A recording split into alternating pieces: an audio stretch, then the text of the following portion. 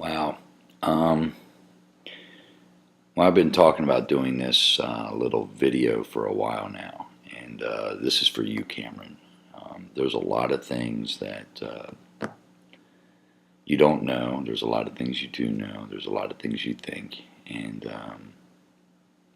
what I'm going to try and do is a few videos that will explain, from my point, how you became to be and how I became to be not in your life anymore. I'm not going to pass the buck and say it's not my fault, because it is. I have to take responsibility for that. However, there were things that occurred that I didn't realize until later in life, that influenced a lot of the way I thought, the way I made my decisions, and ultimately, I'm not a victim. You're the victim, and I can acknowledge that. So what I'm going to do is kind of try and start at the beginning, so you understand. Again, my life and the way I was brought up affected me, but I just didn't realize it. So that's when you want to decide you want to get to know me. I'll explain all that. So right now, this is how you became to be. Approximately 1993, 94-ish, I was living in Harrisburg, working in the car business. I was in a relationship and with a girl named Carolyn.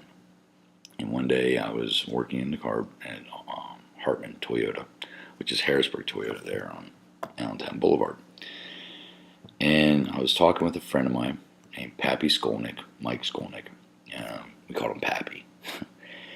And this little blonde walked in, and I just was stunned, blown away. I mean, she was just beautiful. And my buddy Justin Donnelly, it was his turn to see customers. And I said to Justin, Justin, let me take this customer. He was like, yeah, go ahead. So I introduced myself, and that's when I first met your mother. What transpired then was between us. She was married. She was 19. And I didn't care. She was just, it was what it was. And we had this passionate love affair, if you will. And my relationship was on the outs and everything. And I remember one time Amy had come over to see me. And I remember that was the day I told her I loved her. But either way, my uncle was in the hospital, which is my grandfather's brother that he was the closest to. And so to be closer to my grandfather, to help him, I moved up to State College. Well, what happened was, Amy's husband had ended up going to jail. And, a lot of things happened there. And she called me up and she was crying and telling me how much she loved me and she missed me and begging me to come back to Harrisburg. So I told my grandfather and everything, the family, what was going on. I said, I'm moving back to Harrisburg. And they were like, no, you're crazy, you're going to end up dead, whatever. And I was like, whatever, you're crazy. It's not like that. So I came back to Harrisburg and grabbed up your mother, and we moved into her girlfriend's house named Janelle. And we ended up sleeping on the floor, and I was hitting the streets, finding a job, At this point, I wanted to marry her. We wanted to have a family. And that's when she told me she was pregnant with you. And so I really got in gear. And it was September 94 that I ended up getting a job at Continental Auto Group out on Progress and Walnut. I went, and it was like I begged for the job. I wanted to work for the company, but I was like, you know what? I got my fiance, I'm going to have a kid. I need this job. So they gave me the job.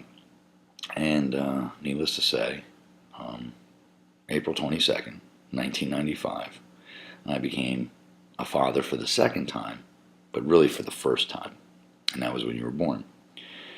And It was crazy. You were born at Polyclinic Hospital, same hospital I was born at. And I remember I almost pooped my pants.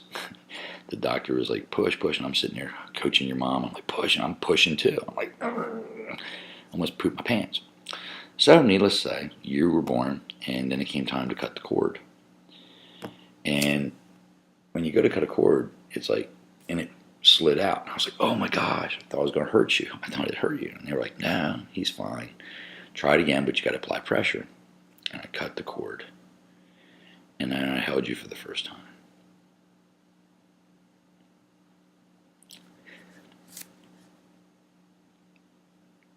I remember that day. So, I started being a man, providing for my family.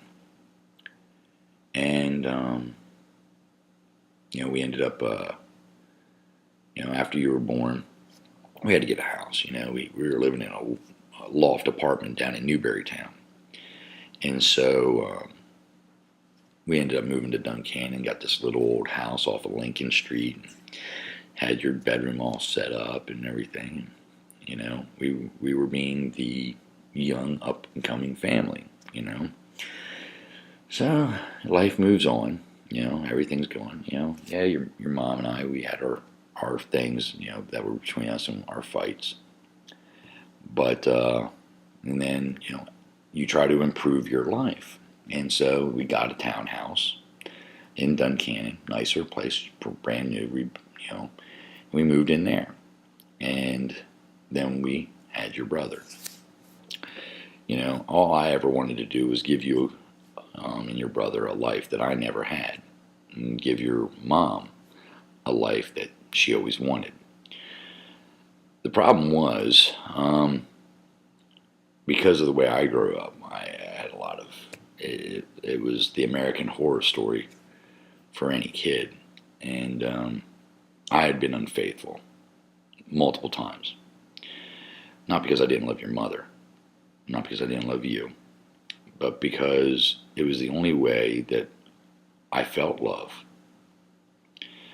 I know your mom loved me, and I know she did everything in her power to erase whatever bad happened to me in my life. And I loved your grandparents. They were great people, and your grandfather was a role model to me. He really was. I thought he was a good man. Different than me, obviously, but I respected him. And so one day I took a pay cut, and it was pretty bad. And one day, we had to pull you out of preschool. And I remember I was getting ready for work, and you came into the bathroom, and you said, Daddy, I want to go to school. I want to learn. And it just ripped my heart apart. And your mom was in the bedroom with Brennan. And I sent you kids downstairs. And I said, Amy, I need you to get a job. I said, I don't care what it is, what you do. I just need you to cover Cameron's preschool. And, your mom, she looked at me like I was an alien. Because I never asked her to work, And I got angry. And and I have a temper. I had a temper. And there's many times that looking back, I'm sure I made your mother very, very afraid of me. As most people were. And I'm not proud of that. And looking back, I'm not proud of that. But, your mom being stubborn, bullheaded, which is fine. That's what made her Amy. And she's like, I'll go get it, and I'll pay that, and I'll pay my credit cards. I'm like, I don't care what you pay. Just cover preschool. So, she got the job, and you were in preschool, and we were getting back on track. And one day I was in the garage and cleaning up, and I found all these credit card bills. And I was like, what the, So I went to your mom's job to confront her. And when I went there, they were surprised because I said I was her husband, and here she had told everybody she was separated. And then they told me how she was dating the maintenance man. I tasted my own medicine. I guess I deserved it, in hindsight. But at this point, I was just angry. Because the one thing, whether you remember or not, I took you and your brother and your grandfather to an air show in New Jersey. And I had asked your grandfather how I was doing. I wanted his opinion on how I was as a father and a husband. Okay, nobody knew about my affairs because they weren't the kind of, they were just physical. It wasn't like I was buying dinners, jewelry, or blowing you kids off in the family. I was doing what I needed. I was working 100 hours a week. They're excuses because there was no reason I should have done it. And I can look at you as a man and say, I was wrong. So anyway, I asked your grandfather, I said, how am I doing? And he was like, oh, you're doing fine. And I was like, cool. All I have to do is stop cheating, pay, and continue doing what I'm doing because Marty says I'm doing good. So I was like, cool. Well, needless to say, then I go and find out all this. And then I find out that your grandparents knew that your mother was planning on leaving me. Even my own mother knew she was leaving. And behind my back, everybody was helping her. Nobody came to me to say, hey, you're screwing up or this or that. Well, being young and having my two sons, who were my world, be taken away from me, I did things that maybe I shouldn't have done, okay? But I also did things that I should have done. Now, because I'm not going to get into a lot of things, but, due to the way the laws are, when you get separated, you got to pay child support, which I never had a problem. Didn't care how much if I had to take care of you kids, I'd do it. So I was making about, I was in sales, and I was barely making it. I kept the family home for you boys. And my agreement with your mother that we came to is I got you every Tuesday and every Thursday, and every weekend. And I made sure I got you. Either you spent it with me or you spent it with my mom. But you had two families, so you needed to spend time with two families. And I was paying your mom $1,700 a month in support, and I was still making sure everybody had medical, dental, and everything, which is about $650 a month. I had left $250 a month to provide a roof over the head and everything. The landlord, who I was on a buyer's agreement with, agreed to let me get my life together, and I kept the marital home, your home, for about a year, not having to pay a dime. And you kids never went without. You always had good food. You had the toys you wanted. You had the clothes on your back.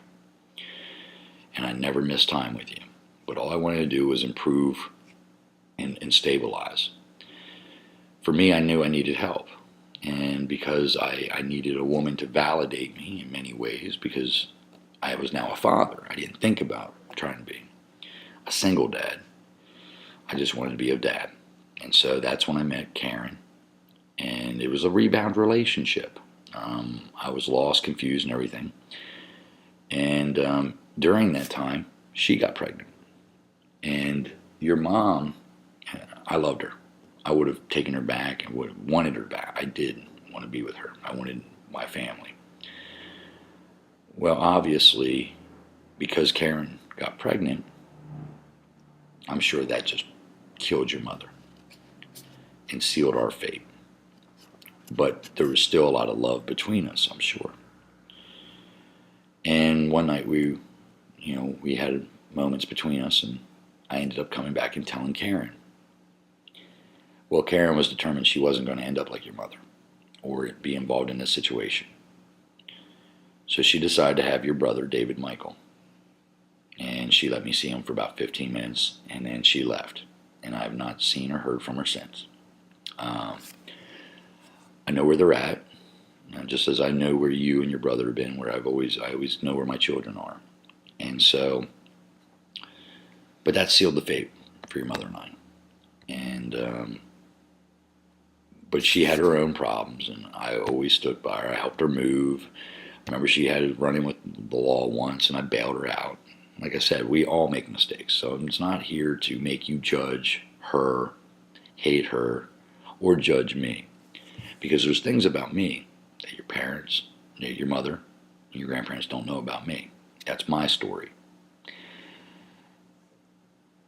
But what ended up happening was everything was moving forward. I had moved to Harrisburg.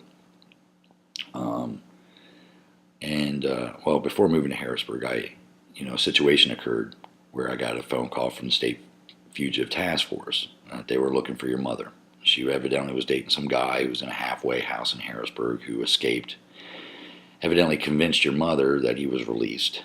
And somehow, whatever her story is, that's hers. But they ended up taking off to Texas. And I got the phone call about you boys being left. And your grandparents got you, and you stayed overnight. And then we instantly went to the courthouse, and I applied for custody. Now, the moment I got custody, I needed to get my life in order to provide a home for you boys. So to stabilize things a little bit, I put you up because I didn't know where I was going to live. So to get you prepared for many changes, I asked my mother to look out for you and your brother, and you went and lived with them. This infuriated your grandparents.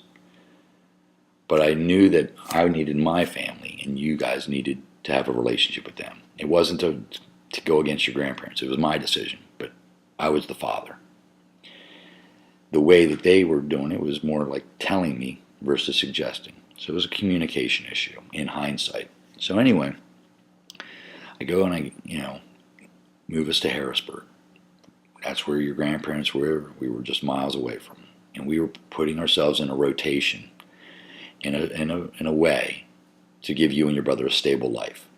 But as your father, it was my responsibility to give you something more and better. Well, what ended up happening was on September 11th, 2001, Twin Towers were hit by airplanes. So what we ended up doing was I was getting called up to go back in. So what I did was I said, fine, but I now have 2 kids and I can't go off to war. So they gave me an opportunity to be a United States Army recruiter. I seized that opportunity, wanting to give you and your brother a good life. I knew that that would provide me not working 100 hours a week, and I could still be a dad. So I wanted to keep you close to your family, all the family. So the closest the Army could get me was in Elkton, Maryland. Now, I know that I wasn't going to be able to do this on my own. So I knew I needed to have a wife, a stepmother. So I was dating, and I picked the best one out of the women I was dating, which wasn't good for you guys. And I shouldn't have done it. But anyway, that's hindsight. So we moved to Maryland. Well, that's when I find out that the state of Pennsylvania won't allow children to move outside a 60-mile radius. When I found that out, I applied for the hearing. We had the hearing, and it was a fiasco. Nobody knew what they were doing. And after just getting custody of you and your brother, I was then told I had to give you back to your mom. So I did so. Now, she was pregnant at this time, and it caused her some stress and whatever, but basically I had to give you back. And before the Army could send me back to Pennsylvania so I could, again, get you back and be your father and raise you, your mother, for whatever reasons, she had my rights taken away. And so now I went from just trying to get back to Pennsylvania to just being able to see you boys. And after spending all the money through the divorce, the custody, and everything else, I didn't have the funds. So anyway, I represented myself and made a few bad choices during that, which put me in a situation where I had to now fight just to be able to talk about seeing you. Because they said that they wanted psychiatric evaluations, but I didn't know that they were $10,000 a piece. So when your mom and the lawyer got me to agree to it, then they said, well, the woman you're with has to get them too. She's going to be involved with those boys, as will your children, or her children rather. She had Jordan and Jensen. So that's $40,000. So now I'm trying to get through this mediator to get a judge to sit there and see this and say, no, this man needs to see his kids. This went on for multiple years. Now, the whole time I've got things going on in my life on top of this. And it came down to May of '05. So it was just a few years. Because I gave you back the last time I held you, the last time I heard you say, I love you, Daddy, was September 15th, 2002. I haven't heard I love you, haven't heard Daddy ever since. So needless to say, we're in Fort Drum, New York, and we're doing convoy ambush training. And I'm sitting there and I'm soldiering because I know where I'm going. I know what's up. But I was thinking about you and your brother Brennan. And I'm thinking about, here I am, married to the second time, and I'm cheating on this wife. And I'm like, what the hell am I doing? I love her. She's not a bad woman. A little crazy. I'm talking about my second wife, Beth. And I'm like, and I'm getting ready to go off to war. And I haven't seen my sons. And there's a good chance that I'm going to die. And it's breaking my heart. If I'm going, I need to resolve my heart. I need to go because I need to have my head in the game. So I come home and I'm like, I just want to go get some counseling and get some therapy and see how I can do this. Well, needless to say, things went real bad with Beth real fast. And it caused a lot of problems. And so, but anyway, once that got resolved, and that's a long story, and I'll tell you that if you ever want to really get into my life and find out and know me. So, needless to say, I didn't get deployed and ended up resigning from the military. But I found faith and I started figuring out my life, but I still was, fighting to see my sons. You too. And so finally, I get in front of a judge. I'm going to possibly be able to see you boys again. But so much time had lapsed because of trying to get in front of the judge, and because your parent, your mom, and your grandparents, they refused me contact with you, and everything else, they now put in for Ed to adopt you. So the judge wouldn't hear my visitation request until after the other judge ruled on the adoption. So I pleaded with the court. I said, I need an attorney, do something, I need help. So they gave me a court-appointed attorney. We went to court, and I fought with everything I had just to be able to say that you're my son, and your brother's my son, I'm your father, and try to do the right things. Ultimately, I lost. I appealed and appealed and appealed all the way up to the Pennsylvania Supreme Court. But unfortunately, I couldn't afford a good lawyer. There's a lot of things I couldn't afford. And they rallied around to make me look like an evil monster, is how I feel. And ultimately, you boys were taken out of my life. Not to see you again, but I always remained hopeful through my faith that I would see you again.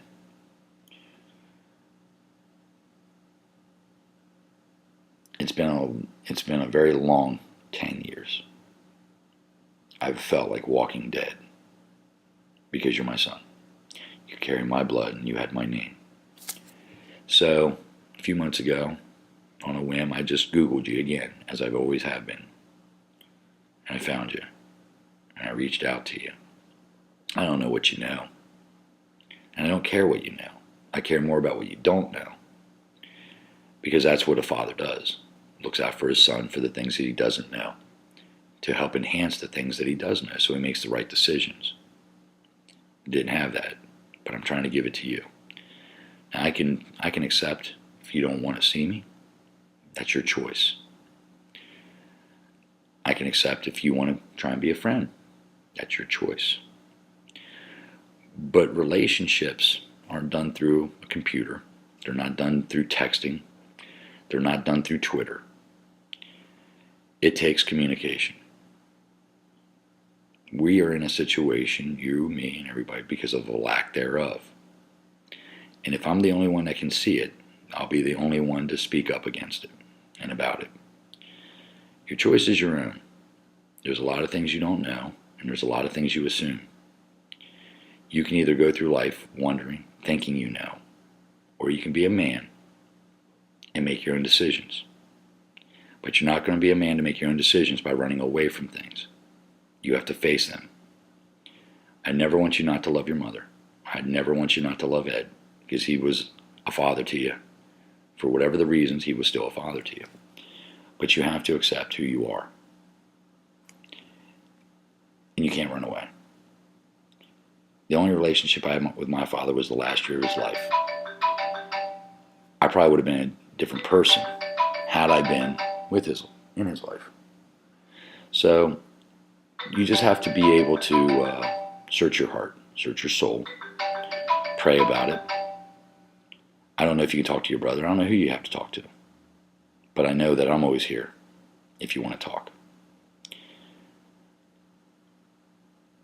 I hope this gives you a little bit of an understanding of everything that happened, or answers some questions. But you have an entire family that knew who you were, that you were involved in their life, who for over 10 years has been waiting for you to become old enough where maybe you'll be curious. Maybe you'll remember those cousins. You'll remember your great-grandfather. Maybe you won't remember your grandfather or your grandmother on my side. But maybe you'll want to not let another day go by where people who love you aren't able to love you. The choice is yours, and I'm not going to push you. Didn't want to push you. I just don't communicate well via text or Twitter. I'm better with my words. All I want to do is get to know you.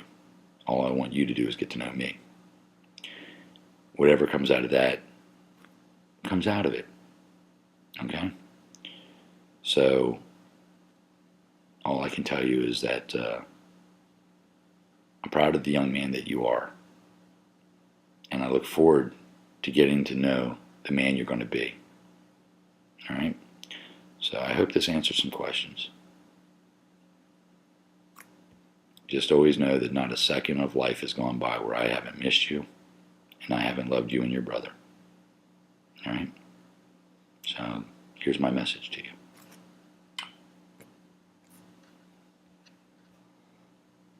I hope to hear from you soon. I love you, son.